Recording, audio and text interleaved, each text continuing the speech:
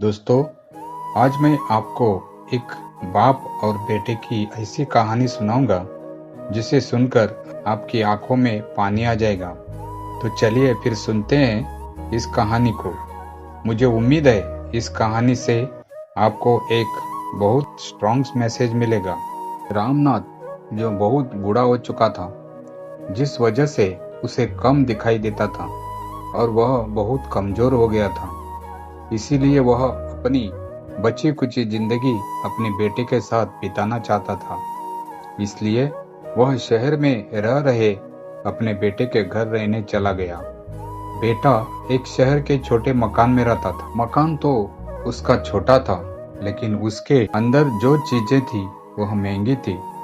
उस मकान में बेटा, उसकी पत्नी और अपने एक 5 साल के बच्चे के साथ मिलकर रहता था। बूढ़े पिता के आने से उसके परिवार का एक सदस्य और बढ़ गया। यह पूरा परिवार रोज सुबह शाम डाइनिंग टेबल पर साथ में खाना खाया करते थे। रामनाथ अपनी कमजोरी के चलते हमेशा खाने की कोई न कोई चीजें नीचे गिराता रहता था और कई बार कांच के बर्तन भी टूट जाया करते थे। कुछ दिनों तक तो बहू और बेटे ने यह सब सहन किया, लेकिन बाद में वे दोनों पिता की ऐसी हरकतों से चिढ़ने लगे। एक दिन बेटे ने कहा कि ऐसा कब तक चलेगा, हमें कुछ करना पड़ेगा। उसकी पत्नी भी इस बात से सहमत हुई। अगले दिन बेटा कहीं से एक पुराना मेज लेकर आया और घर के एक कोने में उसे लगा दिया और अपने पिताजी से कहा, आप यहीं पर बैठकर खाना खा लिया कीजिएगा। उन्होंने एक लकड़ी का बर्तन भी बनवाया जिसमें वे अपने बूढ़े बाप को खाना देने लगे। अपने कांच के कीमती बर्तन बचाने के लिए अपने बूढ़े बाप को लकड़ी का बर्तन देने में उन्हें जरा भी शर्म नहीं आती थी। खाने का समय जब जब होता तो रामनाथ एक कोने में बैठकर खाता और बाकी का परिवार डाइनिंग टेबल पर खाना खाया करता। डाइनिंग टेबल पर बैठे बैठे दोनों पति पत्नी कभी कभी रामनाथ की ओर देख लिया करते। रामनाथ की आंखों में उन्हें आंसू भी नजर आते, मगर उन पर जैसी कोई असर ही नहीं होता। रामनाथ का पोता भी यह नजारा हमेशा देखता और वह अपने में ही खोया रहता। एक दिन जब पति पत्नी डाइनिंग टेबल पर बैठकर खाना खा रहे थे, तब उनका बच्चा जमीन पर बैठकर कुछ कर रहा था। उन दोनों ने बच्चे के हाथ में लकड़ी का टुकड़ा देखा, लेकिन उन्हें कुछ समझ में नहीं आया कि बच्चा लकड़ी के टुकड़े के साथ क्या कर रहा। जब बच्चे के पिता ने उसे पूछा कि बेटा आओ खाना खा लो, तुम नीचे बैठकर क्या कर रहे हो, तब बच्चे ने भोलेपन से कहा, अरे मम्मी पापा, मैं आप दोनों के लिए लकड़ी का बर्तन बना रहा हूँ ताकि आप लोगों को जब आप बूढ़े हो जाओ तो दिन में खाना दे सके। अपने नादान बेटे के द्वारा दी गई सहज बात दोनों के दिल में तीर की तरह उतर गई।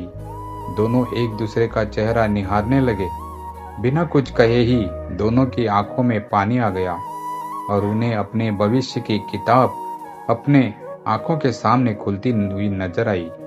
उन्हें समझने में ज्यादा देर नहीं लगी कि अब उन्हें आगे क्या करना पड़ेगा। अगले दिन कमरे के कोने से वह पुराना मेज हट गया और अब रामनाथ परिवार के साथ मिलकर फिर से खाना खाने लगे। बूढ़े बाप की कमजोरी की वजह से हो रही गलतियां भी अब किसी को नहीं चिढ़ाती थी। उनके हाथ से कुछ भी टूटने पर भी वो नजरअंदाज करने लगे। रामनाथ के परिवार में एक नई समझ और अपनापन पनपने लगा। बच्चे की मासूमियत ने उन्हें एहसास दिला दिया था कि जैसे आज वे अपने पिता की कमजोरियों को नजरअंदाज नहीं कर रहे हैं, वैसे ही कल उनके बच्चे भी उन्हें उसी प्रेम और सम्मान के साथ संभालेंगे। अब खाना खाने का समय पूरे परिवार के लिए एक साथ बैठकर हंसी मजाक और कहानियों का समय बन गया। बूढ़े पिता के कांपते हाथों से गिरते दाने और उनके धीमे धीमे खाने का तरीका किसी को खलने के बजाय एक सीख देने लगा कि समय का चक्र हर किसी को उसी जगह ले आता है। रामनाथ और पति पत्नी ने भी अपने व्यवहार में बदलाव किया। उन्होंने महसूस किया प्यार और सहानुभूति ही एक परिवार को बांधे रख सकती है। यह बदलाव उनके बेटे के साथ उनके रिश्ते को भी गहरा और मजबूत बना गया।